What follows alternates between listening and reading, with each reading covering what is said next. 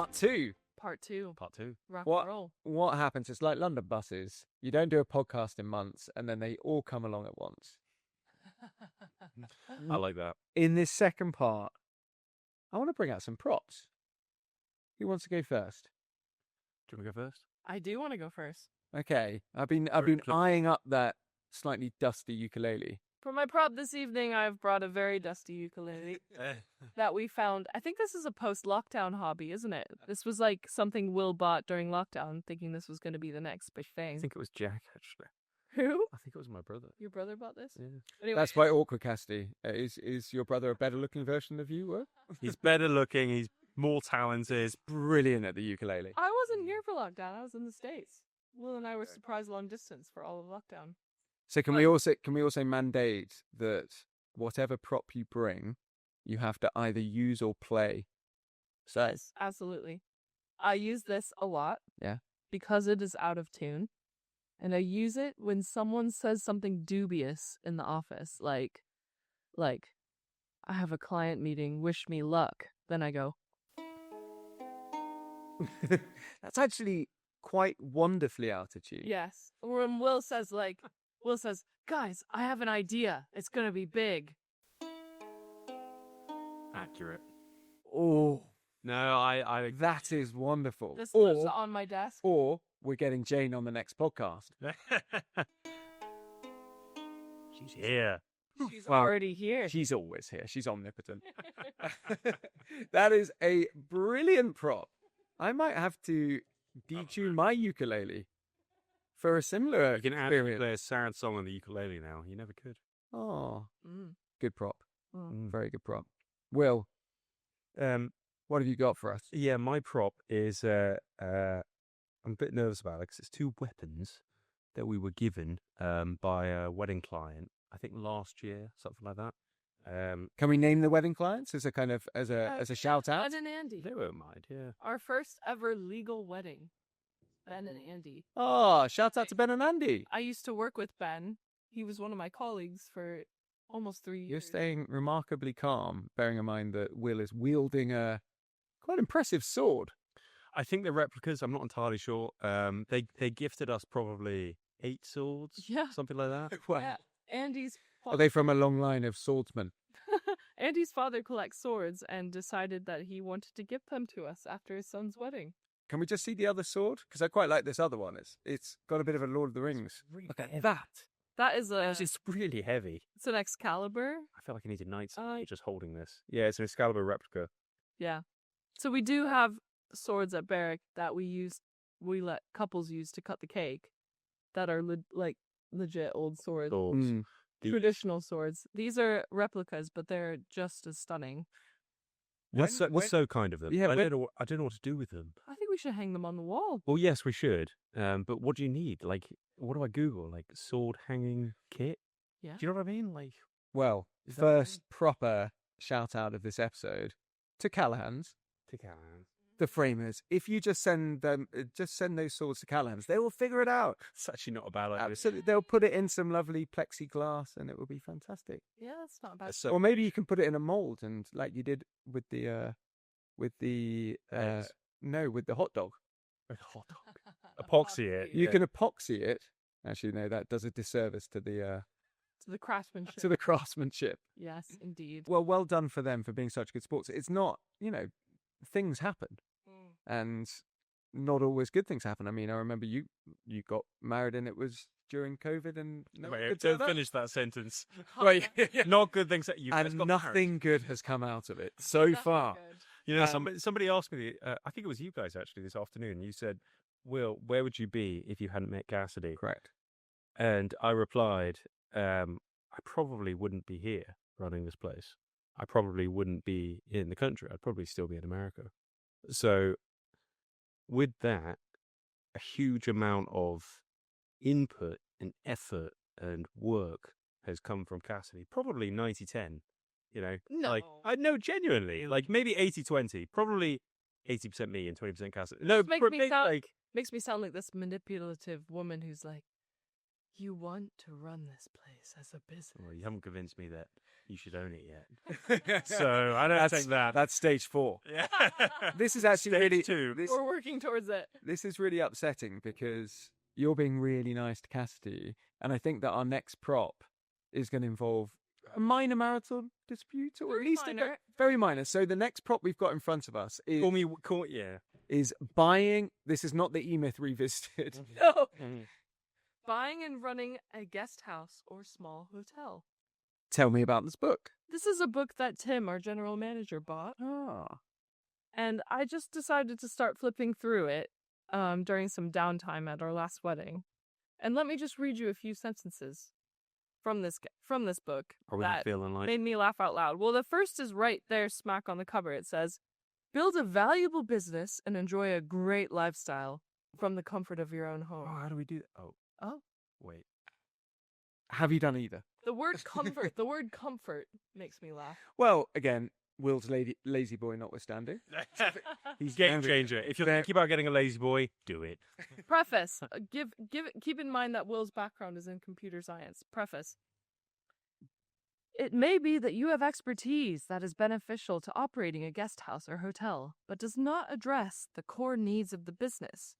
Perhaps you are a computer expert, and while this is helpful, it does not help with the core hospitality tasks. No. I feel personally attacked. Who is this author? Wait, they loop me in too, because they say.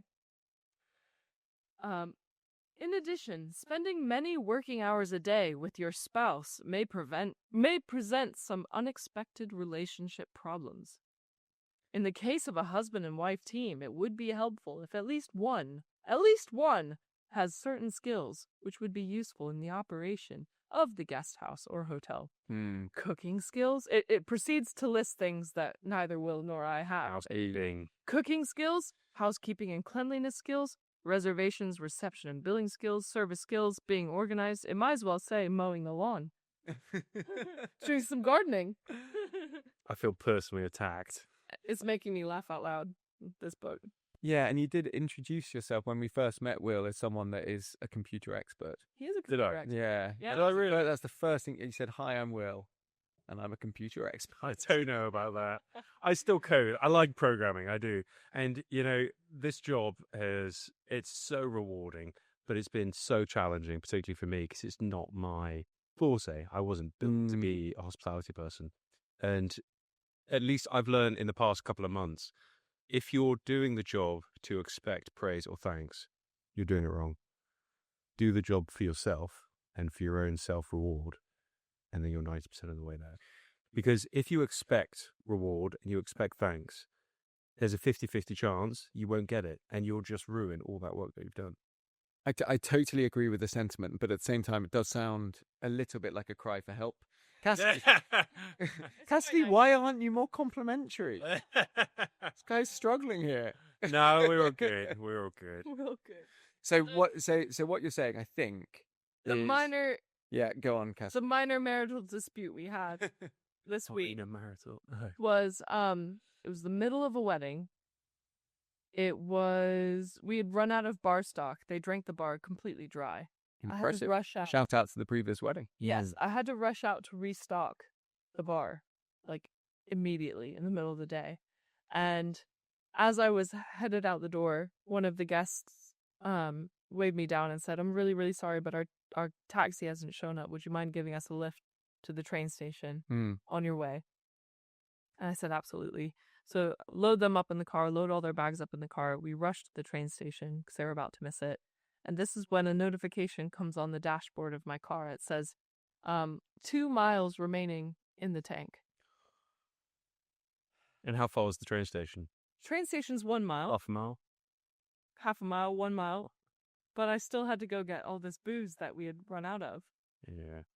Anyway. But I think that's a testament to how busy we are. Hold on. I dropped I them did off. fill it up. I dropped them off, and I was on my way to the petrol station when the car started sputtering. No. And I slowed to a stop. I was probably... No, Yes. it's nonsense. Yes. Nonsense. Yes. I don't believe it. How far away from the petrol station were you when About them started? half a mile. Half a mile. Okay. Yes. Not pushable. Not pushable, but I am very aware. I've got bartenders texting me, "When are you back? When are you back?" We got people who are angry that there's no blah, blah, blah, no this. and I had to Playing wave. ukulele, playing the sad music. I had to wave down a bystander basically to help me out so I could get fuel to the car, to refill the car, to buy the booze. And in the middle of refueling the car, which took ages because I had a really slow pump and it's a big car, one of my friend's husbands from the States called me and said, "Hey, it's your best friend's birthday today. Did you forget? You might just want to give her a quick ring." I was like, Not now. "I'm out of fuel. There's no booze. I had to drop them off at the train station. My husband didn't leave enough fuel in the tank." So this is the marital. This is the. That was leaving the car with under 2 miles of fuel in the tank. Your response? Do I have to have a response?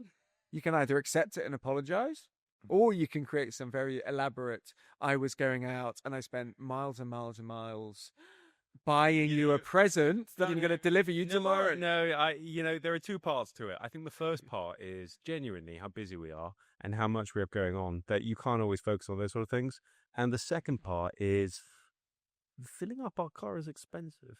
It's about 160 quid, and I don't want to spend 160 quid, so I didn't fill it up. You know what else is expensive? Go on. Not having booze on them. yeah. And you can always just not fill it all the way to the top. But Yeah, but you've got a yeah. point. So well, you would be if it weren't for Cassidy, you'd be in my mind a tech mogul With an empty computering away in America, making untold millions, probably with a bunker at some point. Penthouse. Yep. Multiple wives, maybe. I'm a Mormon now. yeah, absolutely. Cassidy, what would you be doing if you hadn't met each other? Oh God. Probably to still be working in a restaurant in Boston. Your car would be at 90% fuel. My car would be full of fuel all of the time. Absolutely. But you wouldn't have a ukulele that you could play sad songs on. Yeah, that's true. I'd feel empty inside. You wouldn't have 100 swords. You wouldn't have 8 swords, and you wouldn't have my prop, which is I wouldn't have this. You're right. this is something you definitely wouldn't have. So you just pick this up and you have no context. But I know exactly what this is. Will, can you explain what this is? Yeah, we had a meeting with the fire officer a while ago, and in order to get the house, we're constantly upgrading and improving the house and getting it fire absolute safe and no questions asked. But it's a process. So as part of the process, we have to buy equipment in to do the work that we need to do. As an example, in the cellar, there's some ceiling that is looking precarious that we need to replace. And instead of plastering it over or putting any sort of special boarding, we're doing fireboarding in the ceiling on the ceiling itself. So we bought this to prevent the ceiling from falling in any further and to help us put fireboarding up. There's some holes so that's in what that is. It's not like a structural thing. There's holes in the cellar ceiling, which technically, if a fire started in the cellar, smoke could go up into the holes. Yeah. So we have to seal the holes with fireboarding. Yeah. Okay. And so this fireboard is really, really heavy. We need to hold it up as it's secured. and this holds it up. Yeah. It does. Yep. So this is just a long, as far as I can tell, it's a long pole, and that's about it. This is like 3 16-year-old part-timers in one piece of kit. Standing on top of each other. 3 16-year-old part-timers that you've just employed to be there for 24 hours a day standing up, which is turns out you can't do that. Horrible. Yeah, who knew? That's illegal. Yeah. You get in trouble. So anyway, would you say that every household needs to? Oh yeah, 100%. If you're hanging a heavy piece I tell you what, of board, if you're ever thinking about repairing your cellar that's right under your library to make it fire safe, then I'm your man. I can help. get one of these. Shout out to Bessie, That's so subtle. Bessie Tools. It's called There you go. Bessie. She's Bessie. So, enough of that. No one needs to see the cellar. Although I think from our last series, you did say that obviously a windowless bunker within the cellar was your favourite room in the whole entire house.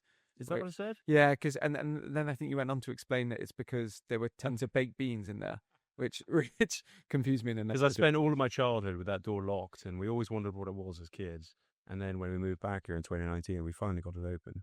It was just beans. Lo and behold, It was a door locked from the inside, so we were expecting it to be some juicy, like or like somebody was hanging there, or something really dramatic. or like Beans, it was just beans. beans and sardines. Cans and cans of beans. Beans and sardines. Yep. It was the World War One ration. I was going to say preppers, maybe one of your And now we do breakfast. ancestors. Our No, it's a lovely that and the Cocoa Pops. Our cellar was a bomb shelter for World War One. So It was. every town would have evacuated to Barrack House, and there was loads of gas masks and We have a child. rations. Yeah, we have children's gas masks. We have so many gas masks. That's really creepy.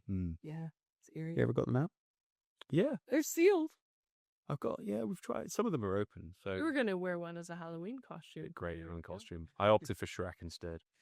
Probably for the best. So we're in June. You've had how many weddings so far? I think 8. Oh wow, you've really About done it. 8. That's fantastic. Yeah, It's been busy. great. Strong start. It's been very busy. Tell me a story. What's been going on? Oh, where to begin? What do you want to know? I want to hear all the good stories. You know, I say every wedding has 3 things that'll go wrong throughout the day. Mhm. And that is generally true. But there might not necessarily be on the bride and groom's behalf. Things might go wrong for us that then impact the wedding. Okay, It happens. Managing a wedding is hard Yeah. inherently. So things can go wrong, you know? An example. Well, Go on. very small example. We had a wedding not too long ago. I'm trying to think of a good example to give. There's so many. No, there are a couple. I'm trying to pick one. I could talk about the milk. Should we talk about the milk? There was a customer that wanted milk. Oh, the one that ordered milk. Yeah, Right. yeah. Okay. We had the language barrier Yeah. issue where a guest of a wedding, waved me down in the morning and said, "Can I please have oat milk?" And I said, "Yes, I will go get oat milk." And so I ran the length of the house because I knew we had it somewhere, but we've got like 5 kitchens now. And I found some oat milk and I brought it down and she said, no, not oat milk, oatmeal. And I said, okay, oatmeal. So I went to the back of the catering kitchen and I got oatmeal and I made it and it was nice porridge and did some like fruits and nuts on the top and I brought it out and I sat it in front of her and she said, no, not oatmeal, hot milk. And it was hot milk at the end. But by this point, it had been about 15 minutes. I was the only person like in charge of the front of house for breakfast. So there's loads of guests waiting to order breakfast from me, but I've just been running ragged around the house. 10,000 steps. Did you get the hot milk in the end? I did get the hot Yeah, milk. there you go. Yeah. See, And then there were that's questions. good hospitality. It was good hospitality, but there were lots of questions like, is this pasteurized? Where does it come from? Which cow? Which Which cows? And I was like, it comes. You know, from- it's I'm like, it's funny you cows. tell this story because the very next day there was a customer that asked for hot milk, and I took their milk and I was going to heat it up, and I said, "I'll be right back. I'm gonna go to the microwave and heat this up for you." So I went to the kitchen, and they followed me pretty much all the way around the house till I got to the catering kitchen to the door. And then I was about to walk in the door, and they were right behind me. And I said, "Oi, I'll be 2 seconds." So I went in there and heated it up and gave it back to them. But I was like, "Why is this person following me?" That's probably why. Probably Because they really wanted their hot milk. They've been want waiting a picture. whole day. And they had oat milk. They had Oat soy milk. milk. That's very specific. I would have just, because I'm a nice person, I would have just accepted the Who'd fact that take you. your oat milk. I would have taken my oat milk, and then probably taken my porridge. Oh, but this was a snapping brute. Yeah, there was no. You know, if you're ever in a restaurant, if you're at a cafe, don't snap at the hospitality staff. It's just code red. Really demoralizing. So bad. Have you had a snapping group before?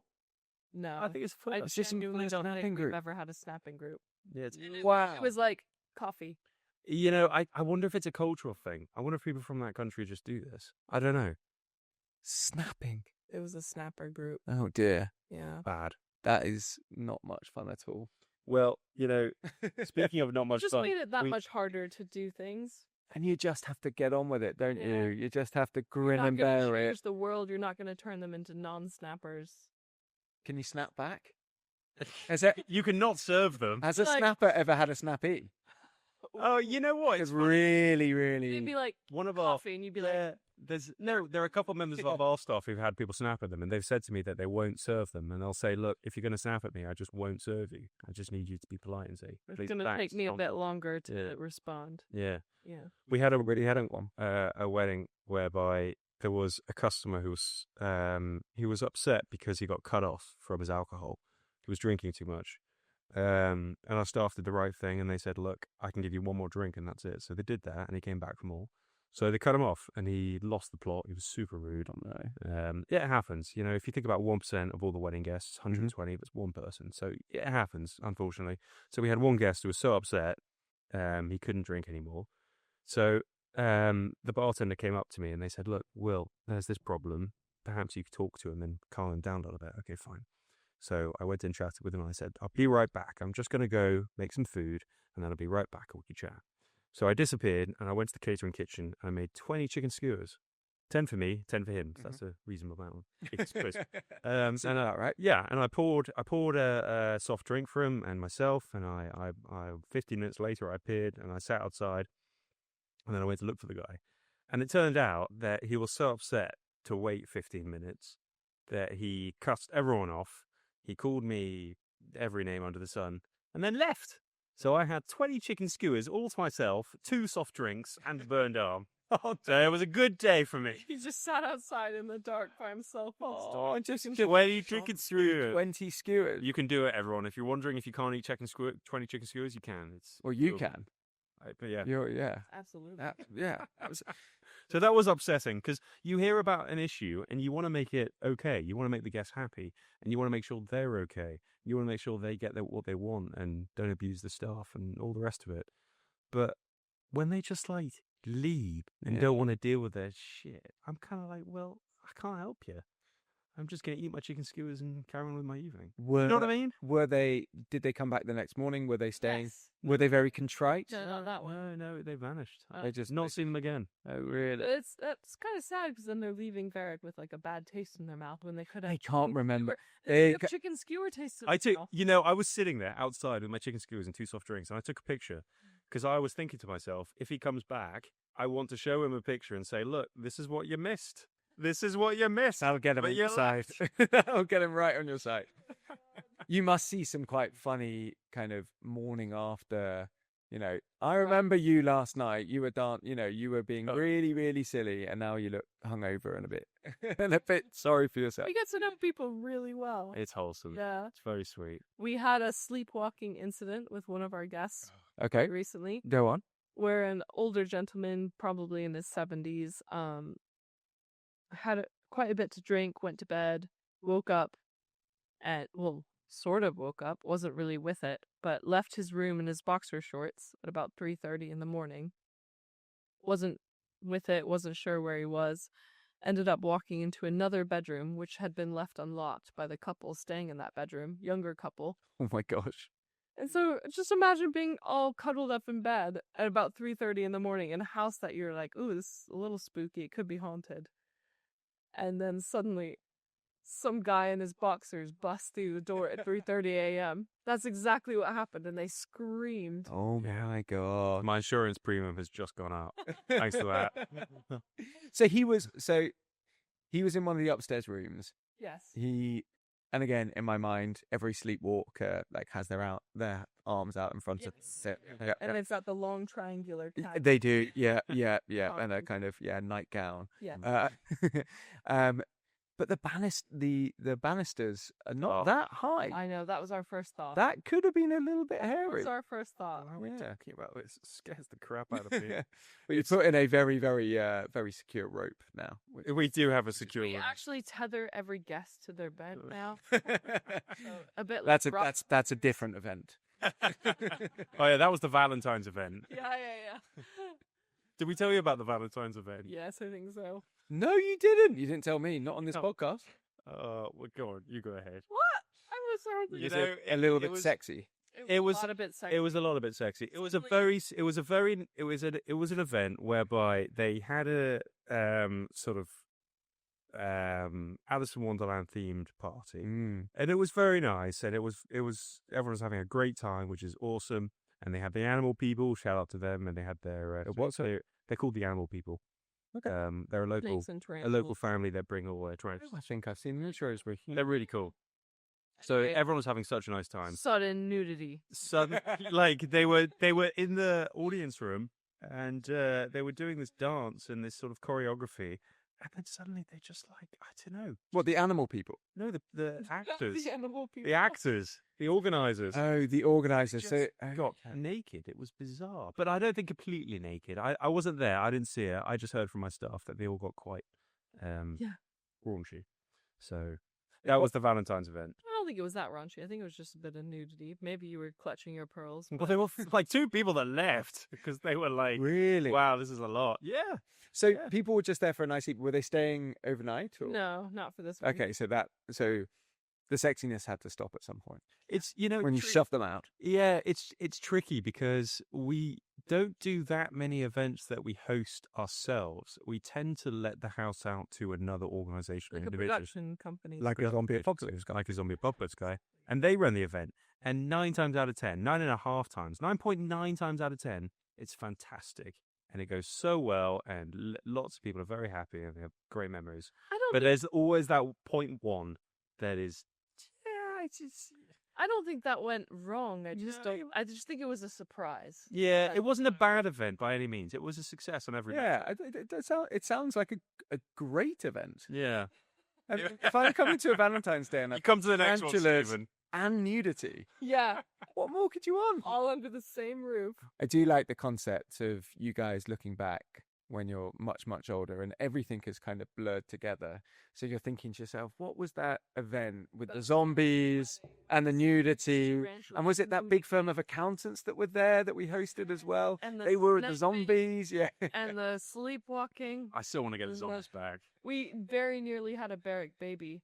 What? Oh, yes. Yeah. There's so much news. Yeah. So at a wedding, there was The actual baby, not the conception of a baby, because So the that actual- I'm sure has happened. at a very recent wedding, there was a heavily pregnant guest who was pregnant with her first child, very clearly from an outsider's perspective, in labor, like in the early stages of labor. Yeah, have you ever heard the phrase turtle head?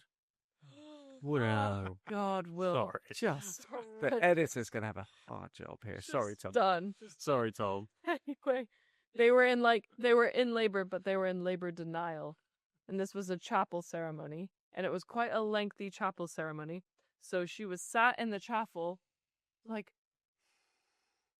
Okay, having contractions. yeah, very clearly in pain, having contractions, and so much so that she was nauseous from the pain No. and kept having to get up and walk outside of the chapel during the ceremony to be sick. But unfortunately, the area she was being sick on was on the grave site, like on gravestones of Will's ancestors. Jane would not be having any of them. Oh no, Jane would be loving it. Do you think? Oh yeah. Someone was like chundering on graves. Oh no. At all. And giving birth. Giving birth. Meanwhile, there are people in the chapel getting married. We're just like, what? She did end up leaving quite early. Yeah, but we were fully expecting to have to deliver a baby at the gravestone. Yeah, I remember somebody went up for Baby on the gravestone. You don't have to do it all there. She's already been sick on the gravestone. I remember somebody went up to her and they said, "Are you okay to go to the hospital? Are you know? Yeah. Do you need to go to the Do you need to go to the hospital? hospital? No. I need to be here. I need to be here for my friend." Yeah, the bride will be upset if I'm not here. I tell you what, the bride would be more upset if you steal their thunder and give birth in a chapel. That's another guest. They'll get charged by the caterers. Yeah, it's very nicely done, Will. Always thinking. Gonna be... Okay, let's draw this to a close with a bit of a quick fire. Ooh. What's the worst thing that's happened this week? Worst in terms of Whatever you want to, however you would like to interpret that. Worst thing that happened this week. It was a really rubbish thing that's happened. I had to pick like dried contact lenses off of a wash basin in the bedroom when the bin was right there. The bin was right there. I picked up a used nappy in the library. That was in here, Yeah, in this room. yeah, used nappy. How does that happen? Like, Because there's Surely that's our fault for not having enough nappy bins. we had nappy bins that were empty. So maybe they weren't labeled properly. I don't know, but that was the worst. In answer to your question, Oh dear. I would have thought your dog would have sorted that one out. She does normally. I'll let it down. I'll let it down Sunday morning. Strain out And the cigarette butts. There'll be cake on the table. And Paul Baps on the floor. She'll clean it up. Yeah, She'll take care of the That's work. food for the week. she'll sort that right out. Best thing that's happened this week in the last 7 days. Oh, best thing that happened this week for I me. know. Yeah, go ahead. I know. Was we had this amazing wedding and they wanted the bar to be open a bit later than usual, which was fine with us because we have a extended license for overnight guests of Merrick House. So the non-resident guests were going back to their hotel. Resident guests wanted the bar to stay open late. So I went up to our 4 bartenders who had been working since like 12 o'clock in the daytime. It was probably 11 o'clock at night. And I just said, who's interested in working past midnight? And all 4 of them put their hands up.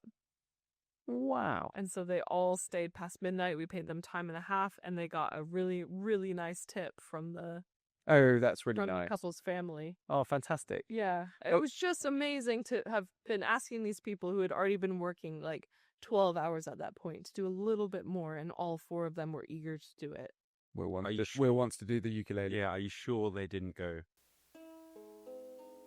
I wasn't forced. That's what I would have done. And I did ask them early enough whereby like it was like 2 hours in advance, and I said like if you change your mind a bit closer to the time, like if you start feeling tired, you're not like beholden to what you say right now. But they all 4 stayed. Some of them It's really nice. It shows that they care, and it shows that they really like time and a half. amazing, and a couple of them even had evening plans like in town, and they were like, I don't need to be there for that. I'd rather be here. Well, I was going to say, member of staff of the week, but it sounds like shout out to the 4 of them. But Will's got a competitor. the Hulk. They are all. Our staff are all fantastic. Lovely. Really nice job, Will. Yeah. Apart from that one that you told me about earlier. Yes. So what I was going to say is the highlight of my week is the fact that we had a member of staff conduct her first coordinated event by herself. Yeah. She shouted out to Ellen.